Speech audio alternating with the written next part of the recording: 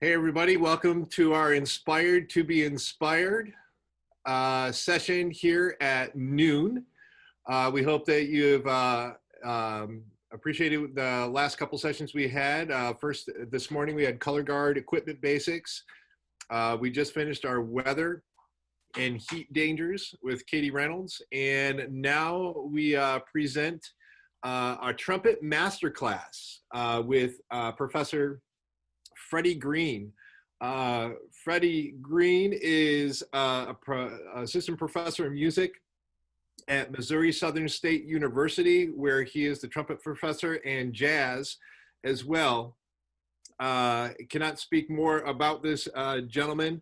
I've had the pleasure of not only working side by side, playing side by side, and learning side by side with him. I can't speak more of him. He's one of my playing idols, as well as faithful friends of that I can't speak more of.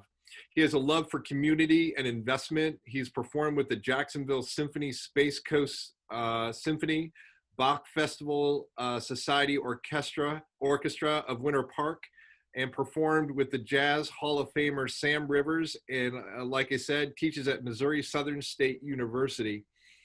He also, I know he doesn't clout it as much, but I love creeping on him social media wise and as a friend. He is an active performer at Walt Disney World in Florida, and very active in teaching lessons throughout the country online. With enough said by me, I present Mr. Freddie Green and our trumpet masterclass. Hi. If I could ask just a favor from everyone who's able, if you could have your video on and if you could have your sound on, I'd love to have this as somewhat of a discussion and with as much interaction as possible. I want to make sure that we learn everything that we want to learn and I don't miss any areas. It's tough to get everything in 50 minutes. So if you wouldn't mind, please, some, if able, have video showing and audio.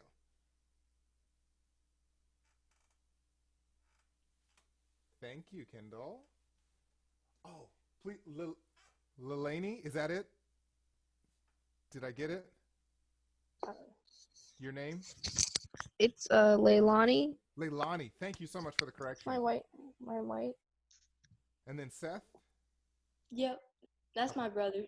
Okay. Awesome. Well, thank you all so much. So my name's Freddie Green. I teach over at Missouri Southern State University. I play both commercial and jazz. I love trumpet. I really enjoy education, and I'm so glad that you all joined for sure. Some of the things that we can do, we can go in multiple directions. I have a few things either planned. I can teach you how to practice and formulate a routine. I'm very prepared to do that. When you have either an all-state thing or if you're working up something for solo and ensemble or for an audition or for a special performance that's coming up, and putting together a routine, I can either walk you through a very specific just routine, or I can sit here and we can answer questions for 50 minutes on things that you have like legit questions about, or I can try to save some time at the end for that. How would you prefer for this to go?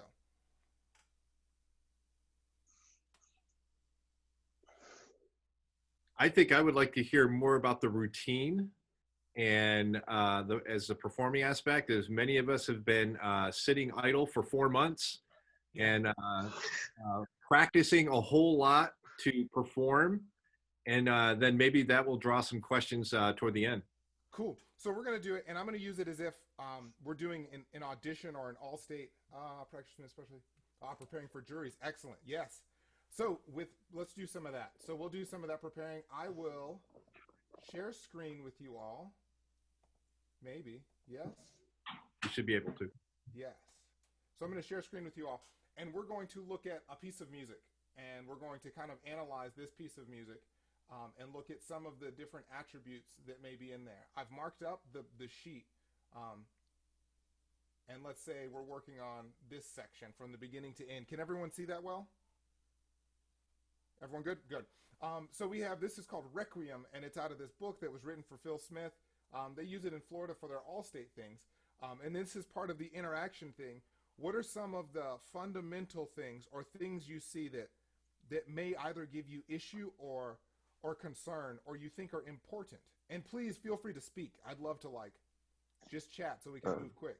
Right now, we just see the icons. We don't actually see the music. Oh, really? Yeah. That's very odd because I have the music open. Let me close this and try it again. Okay. Did it pop open for you? Nope. We just see a bunch of icons for different Arbin files. That's really odd. Let's see. Am I able to put those files within the chat? Yeah, if you go to your share, it might show like different screens that you can choose from. Yeah, that's what I chose. Okay, so let me go straight to that photo. Is that better? There you go. The Requiem? All right, fantastic. Sorry about that. Wow. Excuse me on that. So what are some of the things you see within this that may give concern or some of the fundamental techniques that you may need? And if you can back out, because we can only see an excerpt of it. Yes, we're only doing from the beginning to measure 29. Okay, and then move it to the left.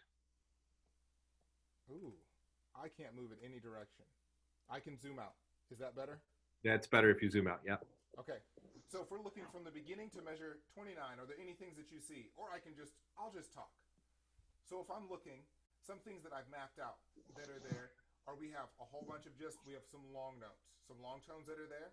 If we look in the second line in the third measure, we have arpeggios that are starting to appear. So those are some important things that we're seeing. Okay, I have arpeggios to go through. I have chords that are there. And if I look at that chord and I have those notes in F, D, B natural, and a G, what I see is I have a G7 chord. I have a dominant chord.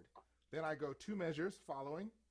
Here, I have an F7 chord. So obviously I'm seeing a lot of importance on hearing and understanding the dominant sound that's involved.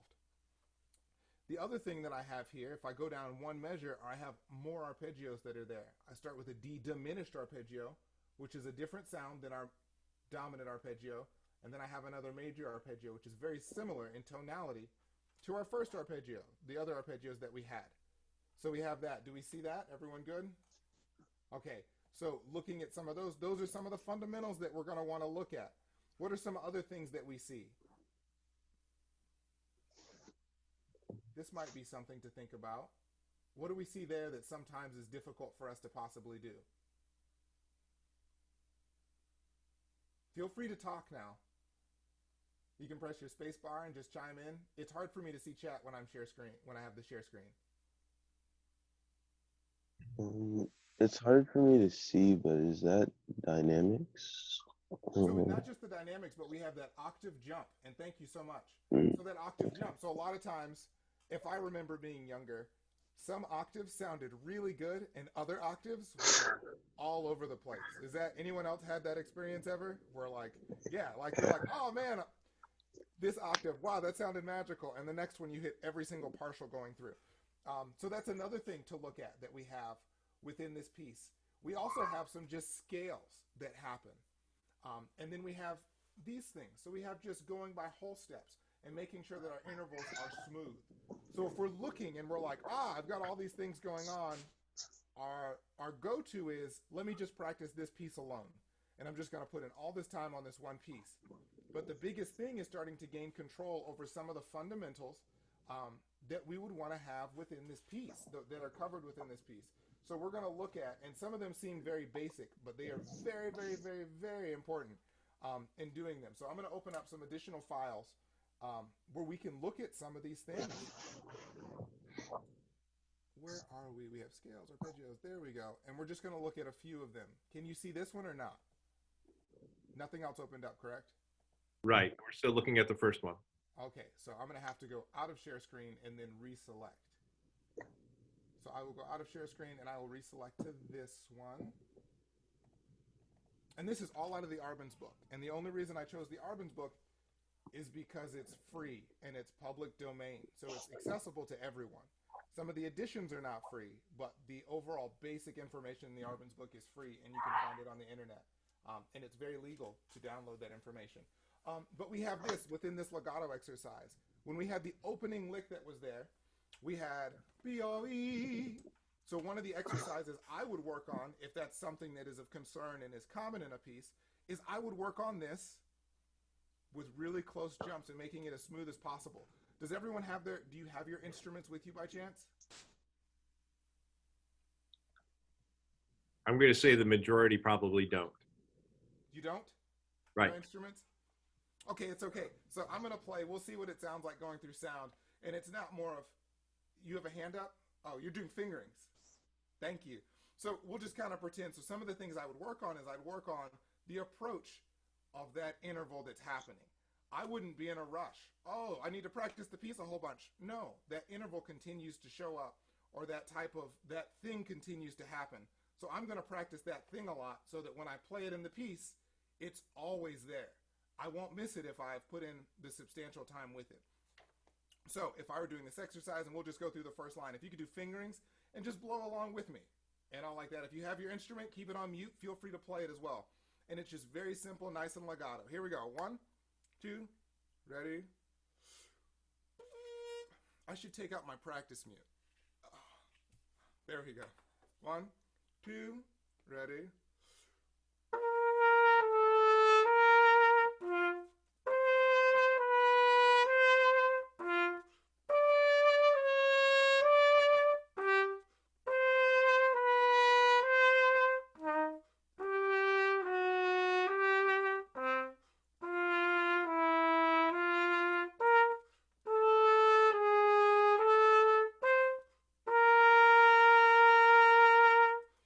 I would use it just to go through the registers and make everything as smooth as I can. And the only reason I'm doing this exercise is because it appears so often in my piece.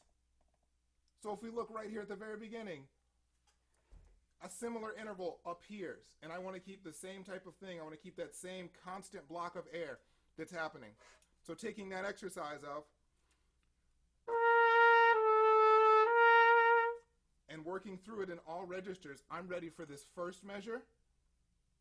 I'm ready when it comes up again in a lower harmonic, when it goes to an upper harmonic, and I've worked on it in all those different areas so that as I'm approaching it, it's nothing new. My body's used to doing it, and I've done it in a relaxed manner. So when it's time to play it in the piece, I can continue to stay relaxed, and I can continue to stay focused because it's something that I've worked on within the piece as well as outside of the piece. I'm training my mind and I'm training my body and I'm training my nerves to do it in a relaxed manner, which will make that beginning a lot easier.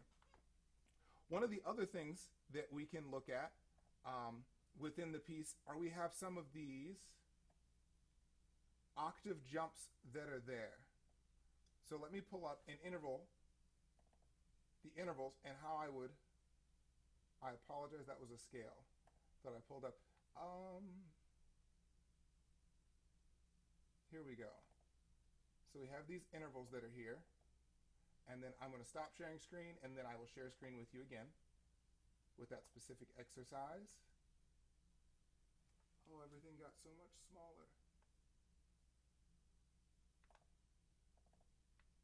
Okay, so if we look at this one, this bottom one, exercise 50 that's here, we look at these octave jumps that are here. And if I'm not mistaken, this is the same thing we talked about. Wow, we have a lot of issue with doing. And we can talk about approaching some of these. With doing some of these octave jumps, I work on them in several different ways. I'll work on them as we see them, and they're just on the page. For the piece that we're working on and to relate to it, I would slur them because that's how they appear within everything that's there. Can we talk about slurs? Do people feel really comfortable with their lip slurs? Or no, or yes, or is it easy, not easy? Easy for some. Charles is like, I got this. Anyone else? I had issues with them. As a young player, I had tons of power, and my lip slurs were like, I could do my marching band lip slurs. Like, everything they showed me in school, I could do, and I could do it the tempo they wanted me to. And then I graduated, and I learned that that didn't cover everything on the trumpet. And it was a real rude awakening to like life. Like, show up to my first trumpet lesson, and he's like, I heard you're really good. Oh, let's do some of this stuff. And he started clicking at tempos, and I was like, yeah. So I would work on them very slowly and trying to keep everything the same. Now with slurs, can someone tell me how to do a lip slur? How do you understand lip slurs? Is someone willing to talk and talk about that? Um, I hear a microphone on. so I first learned about lip slurs when I was introduced to jazz freshman year. Uh-huh. And so I was taught that it was the vowels like E-I-E, like that, and going like up and down. That's how Yeah. I was taught. Yeah, so the syllables are super important with it. There's a really great MRI online if you of brass players playing, and you can see how the tongue's actually moving. So, not to be rude, I know that a lot of us as band directors, because I was a band director for several years, we like to say, you have to say ah and oh and toe and everything else. I've heard that tons. As a trumpet player, you cannot say toe and play the trumpet because it's everything's so small. So I can't fit everything in. So we actually have our tongue angles very forward, and our playing is very forward. And our tongue angle is honestly very high throughout most of the registers. And that's correct. We have all those little syllables that happen, which now manipulate the tongue and how all those things are going. We don't want as much stress here in the front where the aperture is. If I can keep this supple in the middle of my face,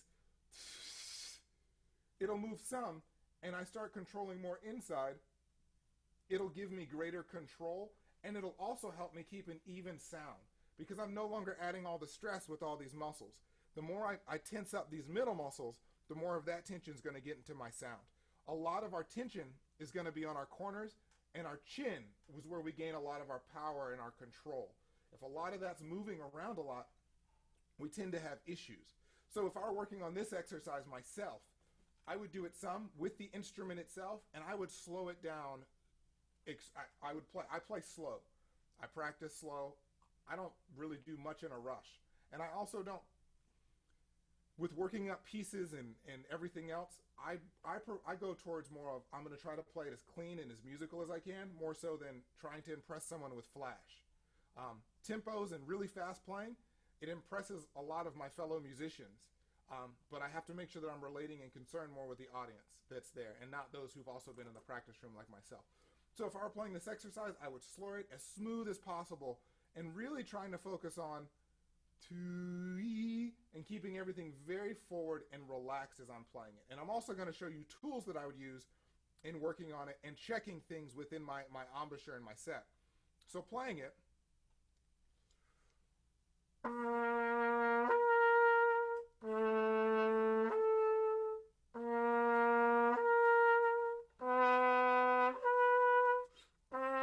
So on and so forth. Me really working and trying to finite, I use a few different tools. Have you all heard of the burp? The burp, the little buzzing thing that you add to your trumpet. So they have it to where it clips onto your instrument, or they have a plug-in version where you can plug it in, and all it is basically mouthpiece buzzing. You don't have to buy one. You could just use your mouthpiece. And I would work on those same intervals in my ear training, and I would listen to this new element within it. First, I'm going to buzz it, and then I'm going to talk about the element that I listen for and what I'm checking for with those things.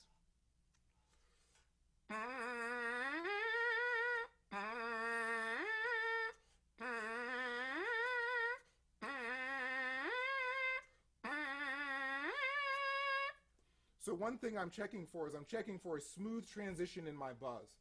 As I'm buzzing through registers, and these are exercises that I do when I'm really working on my playing and I'm working on my sound and my aperture and my embouchure, as I buzz slowly, I'll start with smaller intervals and eventually start buzzing 2 octaves, and I'm listening 2+ octaves, and I'm listening for breaks within it.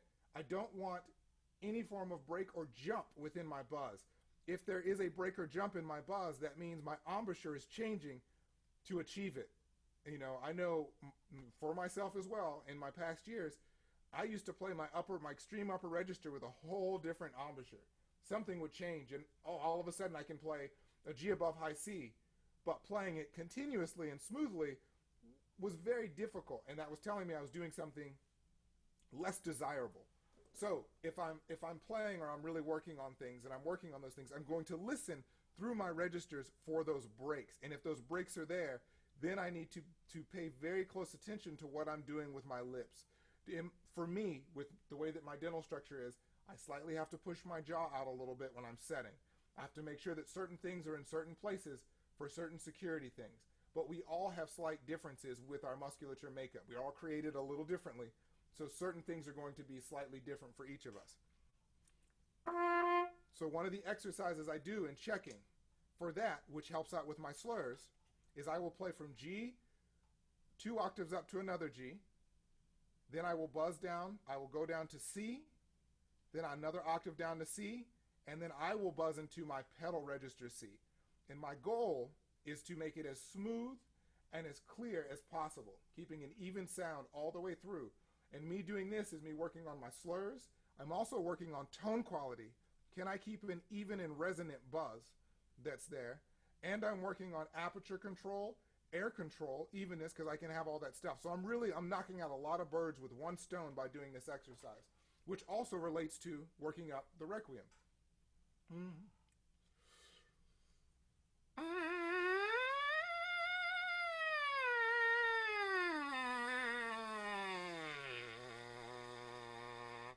So trying to make it as smooth as possible through all of those registers and trying to keep as much control without puckering or opening up my face too much, because I want to also be able to come out of that pedal C register back into my regular register. A lot of times it seems like a lot of players can play a pedal C, but they have to change and manipulate a lot more. That takes them out of contention of continuing to play. I'll do it one more time, and I'll try to come out of the pedal register.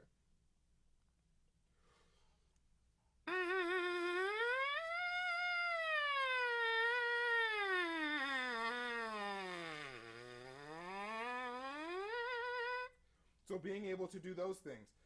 And thanks, Charles. Thanks for trying. How did it go for you, Charles? Could you do it? Did it feel good? What'd you hear?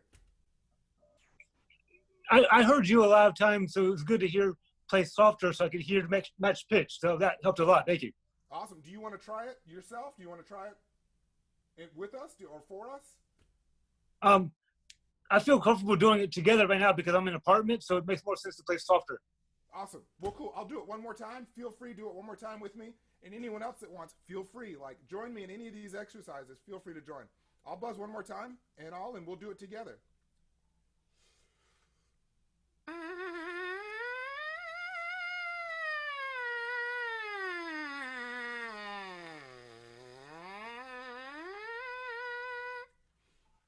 So doing those exercises, and that's a good safe range to start. For those who feel like, oh, I've got it and I've done it for several months, feel free. Go from C up to high C. I'm on summer vacation, but when I'm really working and practicing, I do exercises that go up to the G above high C on the mouthpiece alone. Or not just on the mouthpiece. I use this little nifty thing from Warburton, and hopefully you can see it. It's called the ATV. All it is a visualizer. Can you see that? So it has a cutout that's here. So all I'm really doing is I'm buzzing on the rim. And this is the next step of what I do this more often than mouthpiece buzzing. And I'll play it for you, and I'll try to do a similar exercise. So I'll plug it in, and all it is it's a visualizer. But it gives me equal pressure by plugging it into the horn. So it's just like playing.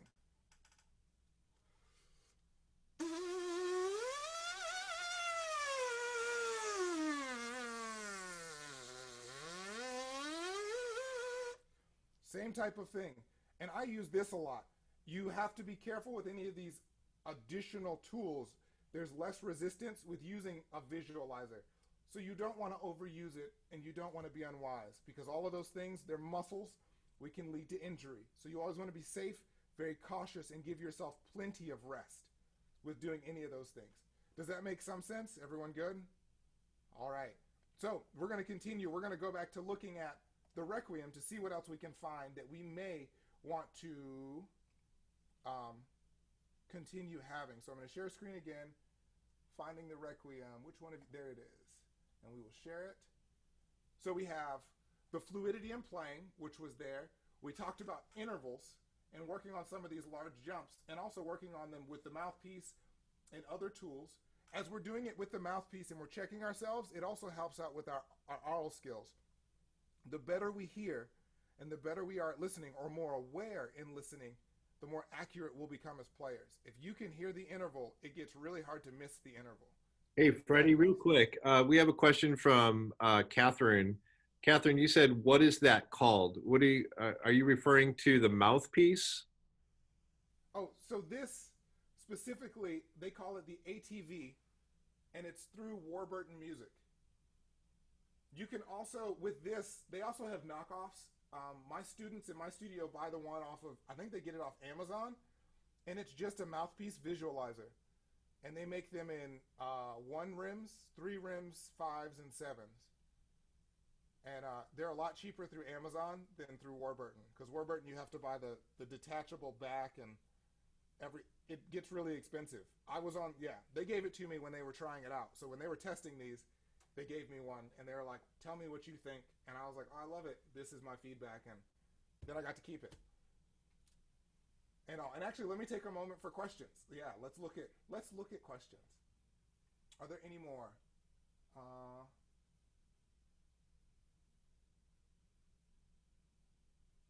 Can you click on an octave jump? Well, I don't know what that means.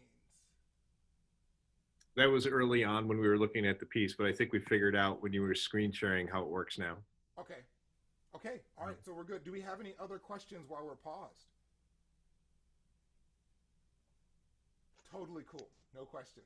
So we'll look back at Requiem again, and we'll look at some of the other things that are needed, that we would need in this. So we have these arpeggio jumps that are in here.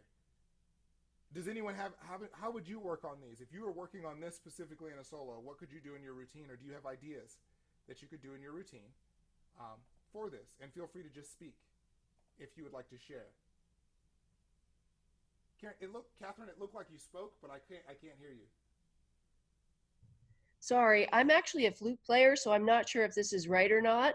But I would play my scales in octaves, leaping, going between notes. Yep, that could work out extremely well. Any other things that you might do? Kendall, for juries, what would you do? A lot of times pieces like this that have lots of accidentals, I just try to work like on my major scales. Working on those really helps me, and also on a chromatic scales. It just helps me like finger everything. Yes, and all that stuff. Yes, great. One thing I do in a very specific exercise, and I'm going to have to open it up and make sure I have, wrong file. It is, we have these arpeggio exercises that are inside the Arbon's book, specifically dominant 7 exercises. Let me flip it around, and then I will share screen this as well. Stop share, then we have to reshare. And here we are. So we had them in G and in F, which were very present within our solo. So in F, we have them right here. These dominant 7 arpeggios. Oh, these are minor dominant 7 arpeggios. So we would pretend like they're major dominant 7 arpeggios. I would work on some of these to where I'm really working on all of my chords or all of those arpeggios in different inversions. And let me explain what an inversion is actually. So we have our basic arpeggios. Let me find a mouthpiece. And I'm just going to use C. In root position, as they call it in theory, for those who haven't got the root position. Great. So if I'm playing that arpeggio in an inversion, all it means is I'm starting on a note other than the root. So if I start on E and I play those same 3 notes that are in that triad, playing the same chord, just in a different inversion. And if I start on the G, same chord, just a different inversion. All of those things. Does that make sense? So within the Arbon's book, we have different exercises that start to cover some of those things and start to cover some of those exercises a little differently. Since we don't have horns, we won't go over them just as much. Share the video and screen share docs. Sure, I will send all of these documents after the video for sure. And yes, it is great jazz practice. That's actually, I use it a lot in jazz, and like, oh, let's make sure we know these dominant 7s that are here. And let's make sure we know this. You want to have great control over all your fundamentals. Actually, that's all any of the playing is that's there. We'll take a couple brief moments still on this, and then we will go to just general things and general questions that you may have about any of this stuff. So here we are on Requiem again. So we have some of those things. You have all these arpeggios in different formats, which I will share. so that you can see, and you can look at it and feel free to work up the piece and work on these exercises to see how they relate over the summer as you're getting chops ready for whatever is going to come up. And all like that. And I think this may be a good stopping point. Do we have any other questions as related to working certain things up in this piece specifically? How about there's a question that came to me privately about,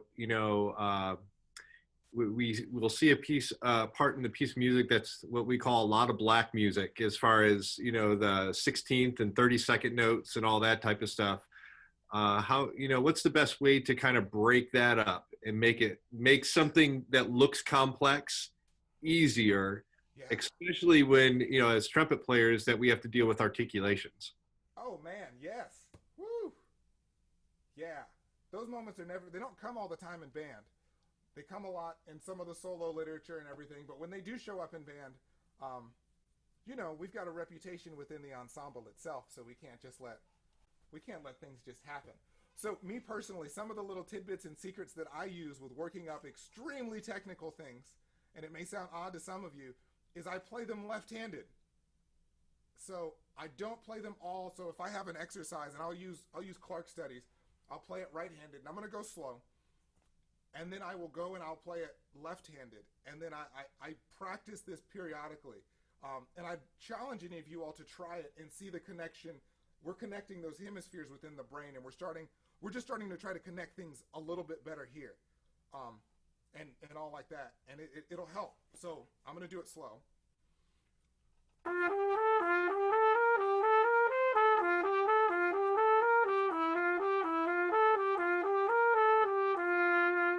And then I will just switch hands.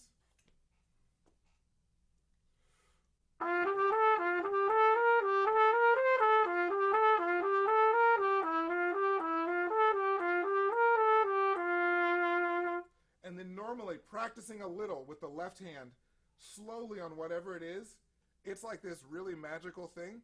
But it's so much easier with the right hand than it was before. It's one of the craziest things ever.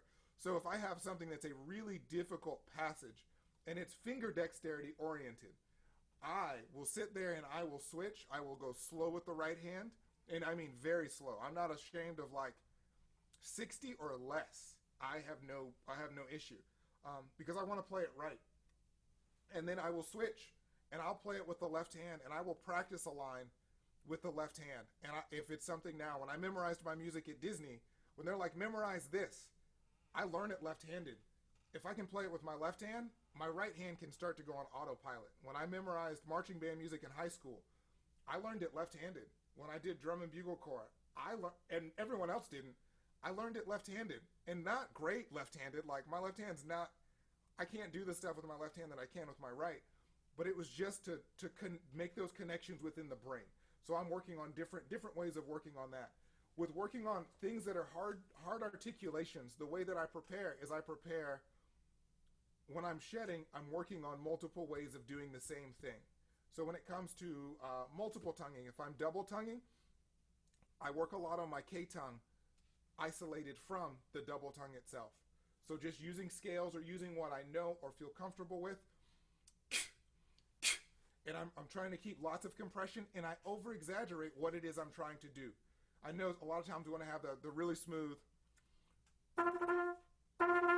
Great, fantastic. But when I'm practicing, and I'm practicing my K, I'm almost spitting. Like I think sometimes in flute, they're like spit a grain of rice out on the tip of your tongue. But on trumpet, we have the same type of thing for certain articulations. And on the K, if you were trying to get, if you get a hair on the back of your tongue and how annoying it feels, if you were trying to blow that off with just the air, how compressed would it be? I want you to try that. If you had the annoying, feel of something in there that you don't want in there, how would you blow the air? You can do it with the mute, so I want you to try it. Like you're spitting something out. I saw one person try it. Anyone else want to try it? Yeah.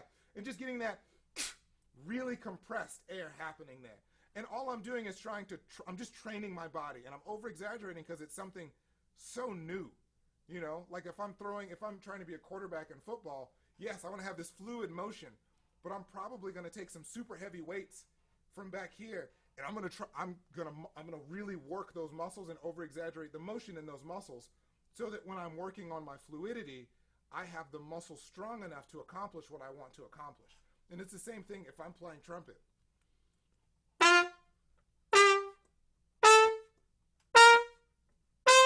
So one exercise we do a lot, it's out of an Alan Vizzuti book, it's G major scale, 2 octaves.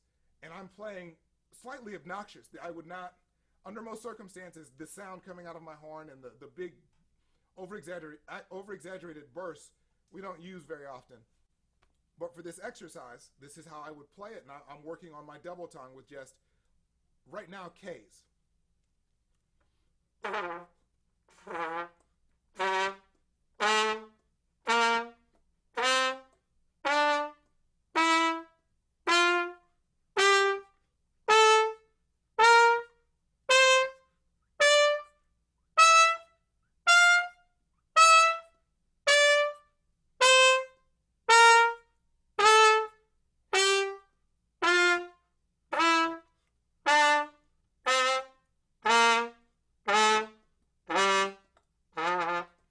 And I'm like tanking air through. And I'm working on just Ks. And then I would alternate just T and K. So I'd go ta on one, ka on the other. And I'm still tanking the air through as I'm working on it. And I'm making sure that I have control over those muscles that I need control over. It's also giving me enough time to feel, where am I making the points of articulation? Where am I doing it? What's happening inside? Which is just giving me time to process and learn it. Once I feel comfortable with it, I'm now going to alternate and start with K and then do T, so that I'm not just doing TK, TK, TK all the time, but I can start something that's double-tongued, but maybe I have to start with the K articulation to make it clean. So even going in another exercise, then I'm going to go K. Now I'm going to go T. And I'm going to go back and forth to make sure that I have control. And periodically, if I'm shedding scales, I'm going to K articulate scales. So if I'm working on, oh, I've got a scale test, but I need to practice double tonguing, but I only have 5 minutes. Great, K articulate the scale. You're still working on the scale. The dexterity's still going to be there. So now I'm covering all the stuff I need to cover in as little time as possible, because we can only play for so long. You know, we have all these muscles, and we don't want to get injured or overplay or overdo any of that stuff. When it comes to triple tonguing, there are 3 major forms that we use in triple tonguing in performance. We use a TTK, TKT, and a TK, TK, TK, TK, almost double tonguing. Does that make sense in some? For those who triple tongue. So you have the traditional, the tataka. Then you have TKT. Then you have TK, TK, TK, taka, taka, taka, ta. I don't do this one very often. I haven't done this one in a bit. So please, I'm going to do it, but taka, taka, taka, ta. And they're all used for different things, but they all 3 exist. And they're really good to alternate through at very slow tempos, if for nothing else, to gain more control over the tongue. And it's just gaining control. It's also something you can do away from the instrument to gain control and practice on. So you don't have to always have your horn in your hand. Me learning to do it, I'd walk down the hall, and I would just blow and kind of do the articulation. People aren't worried about you. Most people are focused on themselves, so you don't have to really be, you don't have to worry about, oh, people are going to look at me and think I'm silly. They're worried about themselves. They're not worried about you. So you could do it. And like, now that we wear a mask, they won't even know. Yeah, with the mask on, they might, yeah, you're like, you could do anything you want. All right, in our last 10 minutes here, Freddie, I have 3 very diverse questions for you. Yes. One, how do I find out what's the best mouthpiece for me? I mean, many of us start on a 7C. Probably some people have a 3 or a 5C. You know, but how do you know when it's time to find a new mouthpiece, and how do you figure what that mouthpiece is? And remember, we got 3 questions in the last 10 minutes. That's like the hardest question in the world to me. So okay. Well, this is trumpet in 45 minutes. So mouthpiece things. So when you start, okay, as long as it doesn't hurt is one of the big things. Don't play on something that's uncomfortable or hurts. There's certain, like the way certain people make mouthpieces, there's certain brands I can't play on because they feel like they cut my lip, but other people love them. If it hurts physically, it's a no. Don't do it. Don't do it. With playing, I'm a big middle of the road component unless you're specializing in something specific. I used to play on a Yamaha 15E. It was this humongous, like, built for rotary valve trumpets, this really big mouthpiece, and I know a lot of people, like, you got to play on this big mouthpiece. And I could play on it, and I sounded great, but if I didn't practice 4 to 6 hours a day, stuff disappeared very quickly. So it was very unwise for all the things I was doing, because I love pedagogy, and I love teaching. So it doesn't, yeah. So I'm a big middle of the road component unless you're specializing. I love 3C mouthpieces. Some people are like, you need to play on a 1.5 and 1 1/4. If you can and you feel like you can get your sound easily without too much extra effort, go for it. For those, if you have very small faces and you want to play on something with a tighter diameter, like a 5, feel free. But the biggest thing is, what sound do you want to accomplish? Is it very present in your head? Can you accomplish that sound with your current equipment? And that's a big thing. I would avoid very cheaply made mouthpieces, though. If it does not have a brand name on it and it just has a number, I would avoid those. You want to make sure that you're playing on quality equipment, and I honestly feel the mouthpiece is probably more important than the horn if you're stepping things up. I would get a good mouthpiece first before worrying about spending $3,000 on a new trumpet. I would, playing on a Yamaha student model with a really good mouthpiece can do a lot. And to kind of end this topic, what's your input on? Obviously, we all pretty much have that that brass mouthpiece. Yes. Then you see these mouthpieces with a little bit of kind of plastic on the rim. Yes. And then you have the other mouthpieces that are all plastic that sometimes we see in marching band, or they're orange or purple or green or something like that. So what's your opinion on those three? Should I be, if it doesn't hurt, should I play in a plastic mouthpiece?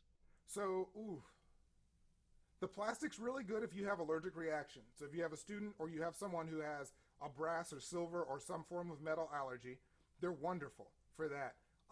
The plastic rim mouthpieces or plastic oriented mouthpieces, they're magical if you have marching band and you're outside. Because if you start to sweat, you can still grip the mouthpiece easier than you can a metal mouthpiece. Metal's going to slide a lot quicker on your face than the plastic will.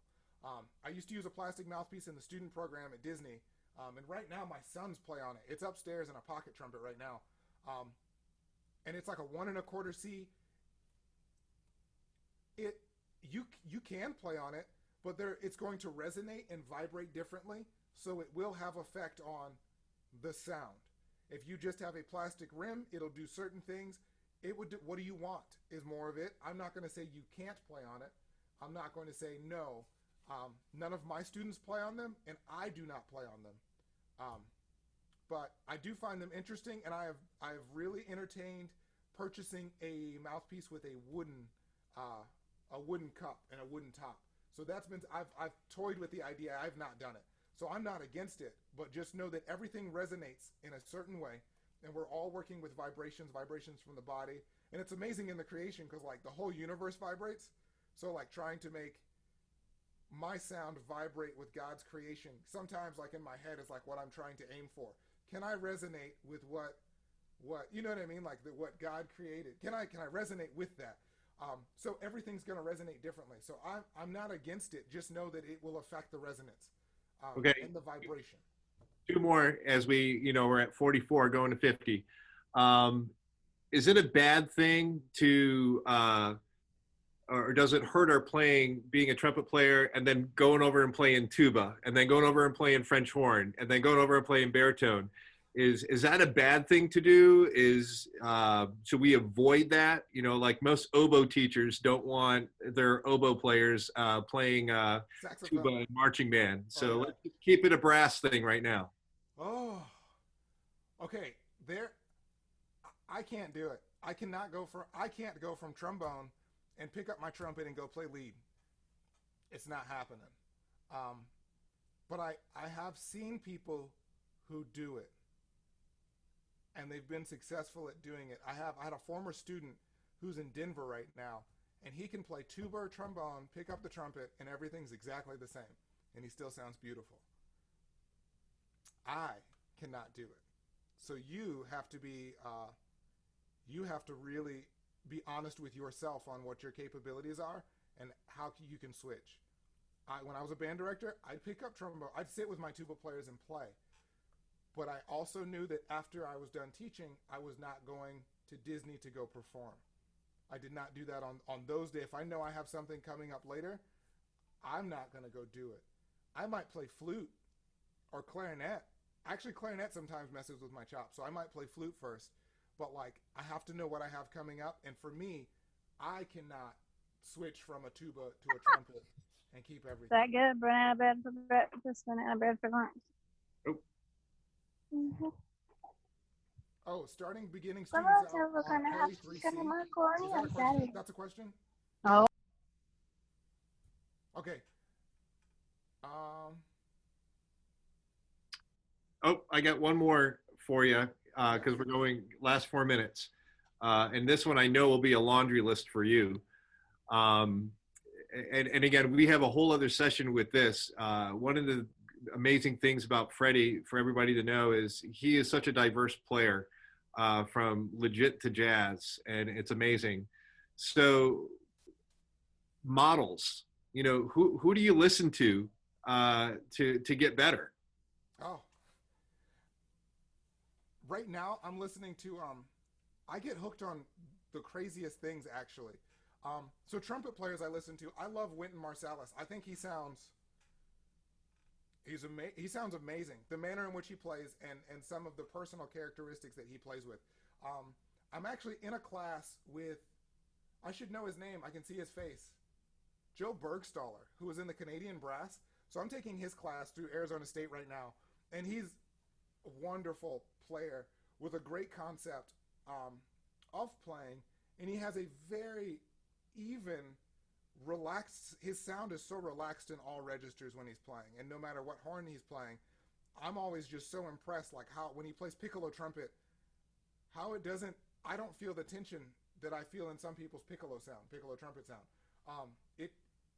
It sounds easy. It sounds so easy when he plays and performs. So I listen to those guys. I love Maurice Andre. I love Sergei Nikaryakov. Sergei Nikaryakov is, if you haven't heard him,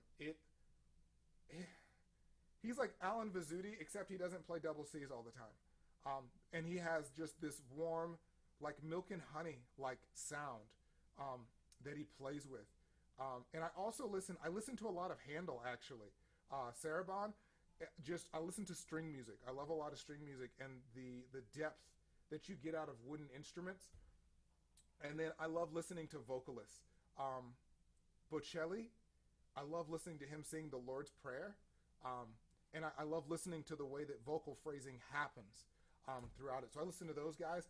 Jazz-wise, I love Sean Jones is amazing. I actually listen to Adam Rappa a good bit. And he and I have a lot of pedagogical talks. He's really fun to talk with. Very animated. He's a very animated character. But once again, just beautiful control.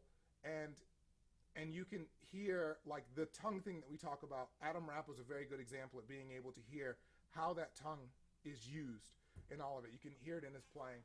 I love Nicholas Payton. I think he plays great. Terrence Blanchard is probably one of my favorite trumpet players to listen to. And hearing about, like, some of his innovative things that he does. Freddie Hubbard, that's there. Gatala. Armando Gatala, who was principal of the New York Symphony, the New York Orchestra, early days, and taught at Juilliard for years, and Bud Herseth. And the thing that I find interesting is I don't feel that these guys sound like people describe their sounds. Like, they'll say, Bud sounds so dark. But if you listen to him, there are a lot of high overtones that actually cut through in his sound when he's playing through the orchestra and how things are resonating. So I think that's something that, as we're going, being careful with those descriptive, those adjectives of like dark and bright, how we're using them and how we're describing them. because you don't want a flugelhorn sound on trumpet. Because if you want a flugelhorn sound, you should go play flugelhorn. So making sure that you do have a sound that speaks, and all. And then the more you listen, that's how you create. When people are like, I want something of my own. I want my own sound. Well, you have to have a model to have your own sound. You know, if you want your own running style or throwing style, you have to have a model and learn the proper mechanics before you can come out within it. You know, it's like painting. Oh, I want to paint. I'm going to be the next Van Gogh. Well, you might want to learn how to like get a straight line and what kind of brush you need to get a, you know, you have to learn those fundamentals and those things and have examples to look at. The Freddie, current it's PC been thing, an amazing, yeah, an amazing 50 minutes. And thank you so much for 50 minutes of Trumpet World, which we know is a lifetime that we can't capture in that. For everybody to know, Freddie will also be doing a session today at 3 o'clock entitled Legit to Jazz, Making It as a Disney Performer. And he will also be collaborating with me on the very last session at 4 o'clock on Friday with a session entitled Strategies for an Effective Sectional Prep. So if you want to catch Freddie a little bit more, again, today at 3 o'clock and Friday at 4. So with that said, we're going to go into our 10-minute break, start at 1 o'clock. At 1 o'clock, we have our very own Mr. John Owens, who will be doing a session, What is Leadership Leading to Drum Major? So Freddie, thank you very much. Everybody, a round of applause. Thank you so much. Put Thank your you for having me. information in the chat. If you're Yes. please put your information in chat so we can get you registered for your CEUs. Yes, if you are a teacher online in this session, please put your information in the chat, your name, school, and state, and we will grab that and get you your credit for CEUs.